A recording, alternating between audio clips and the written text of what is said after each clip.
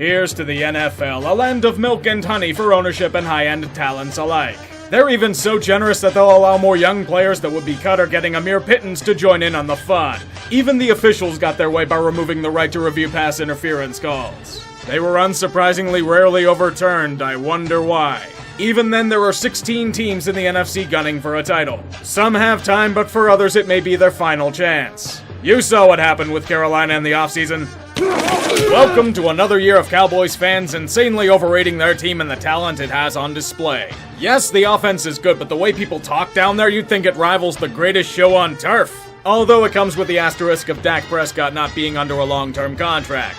This could be a good thing, depending on how much he's going to be asking for this season. They did get Amari Cooper back from the cold clutches of free agency, though, so they still have their weapons. And even more weapons. Drafting CeeDee Lamb gives them even more riches.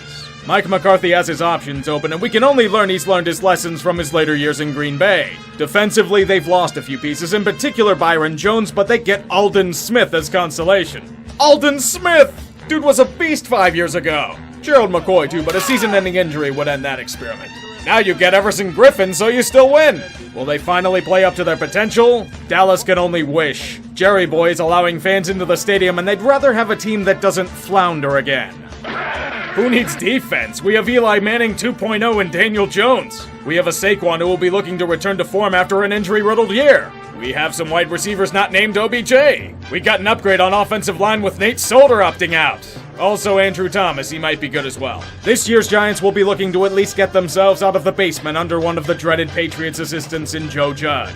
Time will tell if he also inherited that curse. I'd have more confidence in them if they had some semblance of hope on the other side of the ball. Most of it sucks or is unproven. You thought DeAndre Baker might take the next step, but he chose to do that in the art of armed robbery. God, you stupid fuck. Let's have a quick check as to whether or not it's football season in Philadelphia yet. Has the city dealt with another series of bitter defeats on one of their other teams in the city? Check. Are they questioning whether or not Carson Wentz will stay healthy enough to be able to fulfill his potential? Yes, sir. Speaking of which, are the Eagles dealing with a current injury plague that rivals that of the past few years? Oh yeah, it's football season in Philly. Today's injury bug now deals with a good chunk of the offensive line. Brandon Brooks and Andre Dillard now out for the season.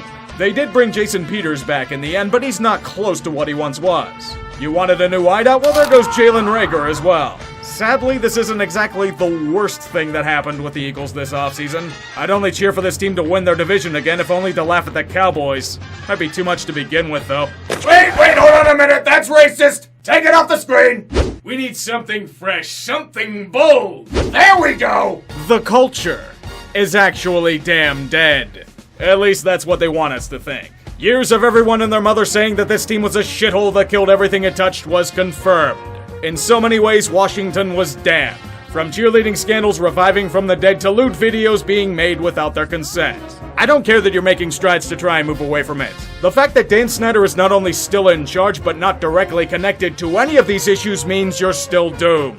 And a more hands-on Dan Snyder is a terrible thing to consider. Ron Rivera may have full control, but he'll be dealing with cancer treatment. By the way, Ron, do us all a favor and kick cancer's fucking ass. Also, just give Alex Smith the Comeback Player of the Year award. Just do it now and spare us any build-up. Even with all this, I don't care that they want to distance themselves from the past. I will continue to say it with pride. Hail to the Washington football team.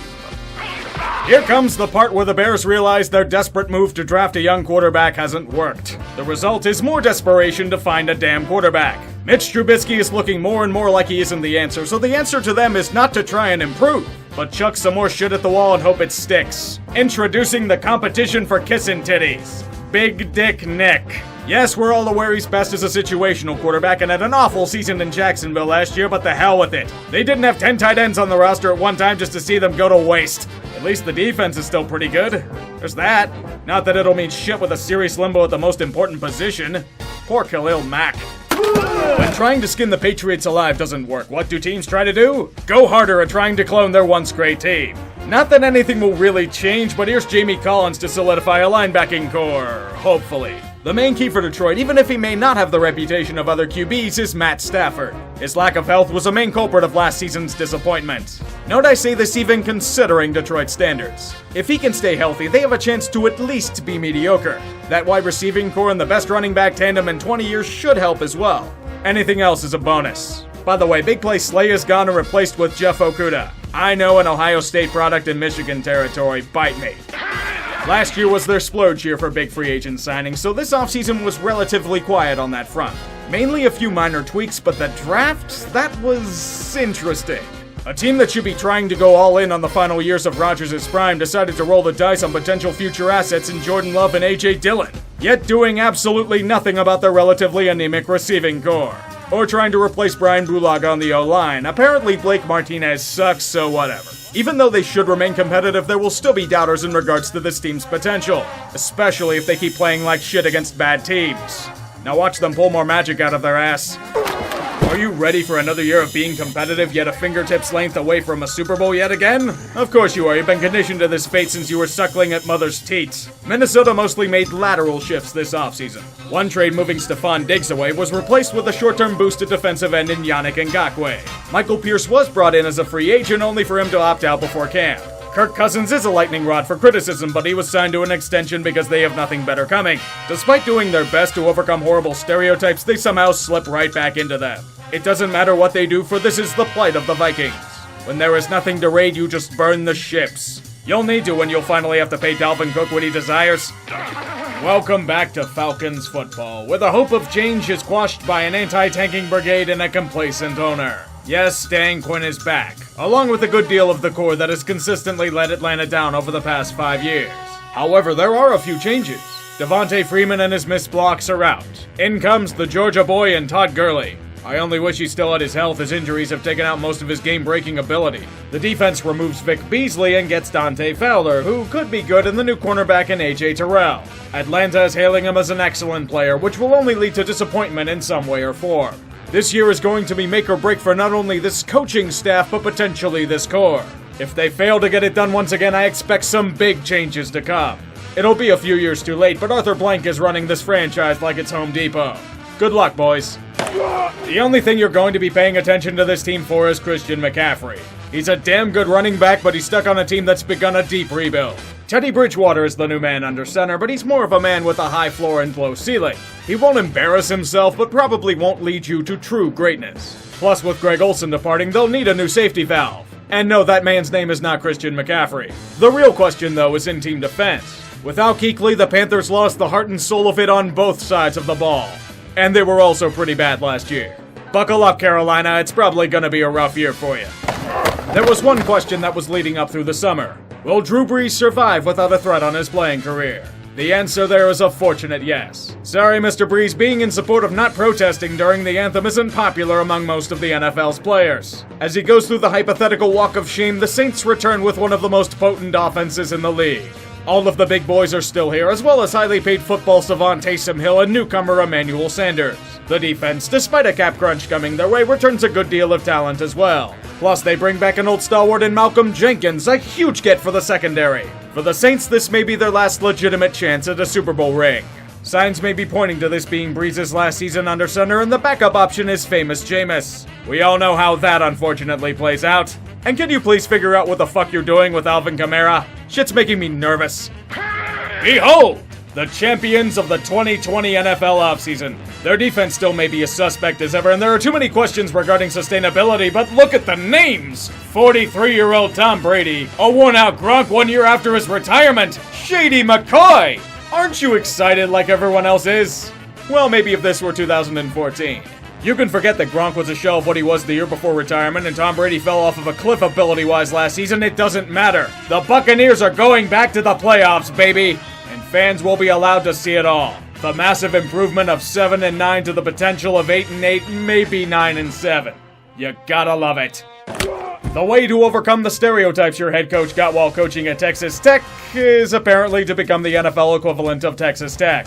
Not that they won't be a fun team to watch, though. Special thanks to Houston for trading one of the best wide receivers in the game for a past prime running back and a draft pick. Kyler Murray will hopefully take the next step in his development, while Fitz will continue to be the ageless wonder that he is. Once again, though, this team's issue is in defense. Most of what they did was try to flesh out the defensive line and linebacking core, but they will still have questions. Especially in the high-flying NFC West. Budda Baker is pretty good, but is he worth that cap hit? Time will tell, but at least they may have a chance to not be total garbage again.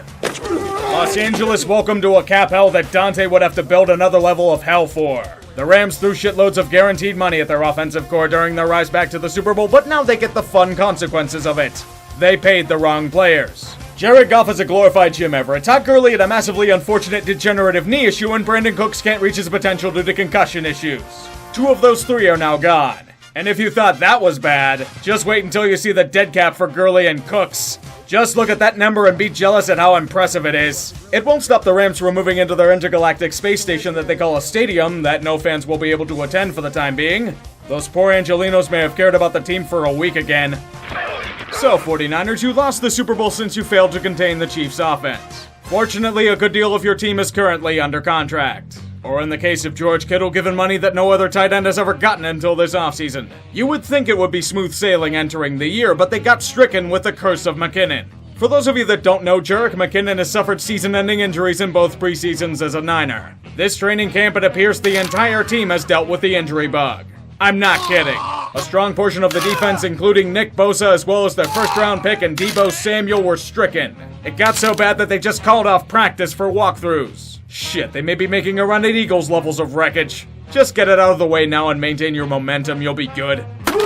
Maybe this year the team won't end up injured to all hell by playoff time. Although they still boast the talents of Russell Wilson, they had to shed a good bit of talent on defense due to the cap constraints his new contract needs. Fortunately, the Jets managed to piss off Jamal Adams enough that Seattle was able to swoop in for the kill. Only time will tell if they pay too much for him. The main addition on offense is the old legend in Greg Olsen, coming for what is hopefully a worthwhile last ride. Seattle is in a weird spot. They are in a competitive division and have questions about the team, yet they will continually remain a formidable foe as long as Russell Wilson is healthy and running on all cylinders. The good thing is you won't have to worry about paying new acquisition Quentin Dunbar. He decided to join DeAndre Baker in criminal shenanigans. Right before a payday too? God, you stupid idiot! The NFC, like many recent years, is going to be highly cutthroat and treacherous for all to traverse. The NFC East I'm going to claim for the Cowboys. At least they better win it lest I laugh hysterically again. The NFC North will be Vikings territory in a bitter struggle against their rivals for supremacy. The NFC South once again will be New Orleans' to lose. And the NFC West, very tough, but I'm calling it for Seattle oddly enough. The wild cards to me are San Francisco, Green Bay, and Atlanta. Yes, I am hoping Atlanta doesn't choke on it again. I am a fool though, I have never denied this. Garoppolo fires, it is caught, still on his feet is Kittle with a big play, and the stiff arm, George Kittle, flags fly, he's down to the 30! What a run by George Kittle! Taking on everybody, but the penalty is huge, there are multiple flags.